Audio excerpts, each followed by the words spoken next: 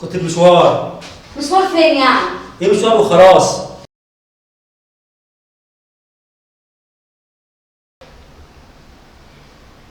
لو الايام بتتكلم كانت قالت عملنا ايه، وكان الحب قد ايه، وراح ازاي وبقينا ازاي، ودلوقتي بقينا ايه.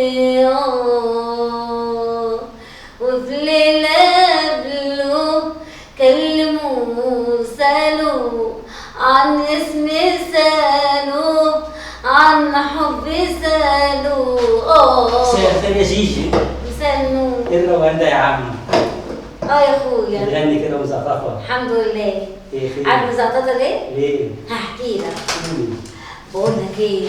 عارف استاذ احمد اللي ساكن جنبنا؟ ايوه استاذ تاريخ عارف. ايوه اللي بيدي دروس للعيال ده معايا في المدرسه طول النهار يا اخويا. العيال رايحه جايه رايحه جايه، بيدي عيال 80 عيل قول 100 عيل. ماشي.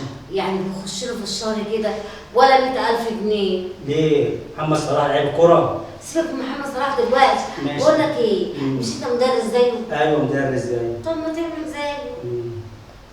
بص يا جيجي، انا من اول ما اتجوزت وانت عارفه ما بديش دروس خصوصيه. ما بحبش دروس خصوصيه. عندي حساسيه من دروس خصوصيه. ماشي، ده مبدئي وماشي عليه. وتصبح على خير. انا داخل انام. تصبح على خير؟ ده احنا لسه العصر. بيهرب مني عشان ما يدوش دروس خصوصيه.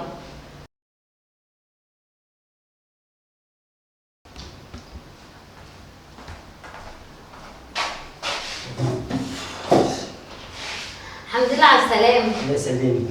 ايه اللي أخرك؟ كنت بمشوار. يبقى كنت بتدي دروس خصوصية.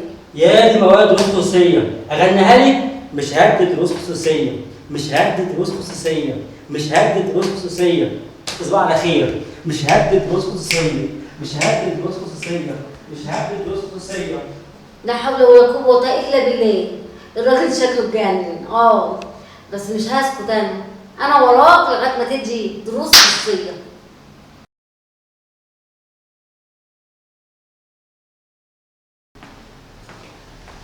كنت فين يا عاطف؟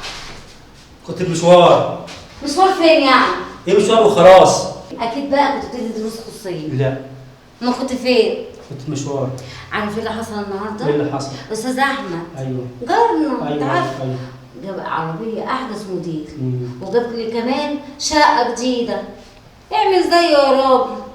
يا جيجي أنا ما ينفعش أدرس خصوصية. ليه يا أخويا؟ أبتع ولا مكسح ولا عبيط؟ لا أنا مدرس ألعاب رياضية. 1 2 3 1 2 3 1 2 3. خلاص يا أخويا لعب العيال.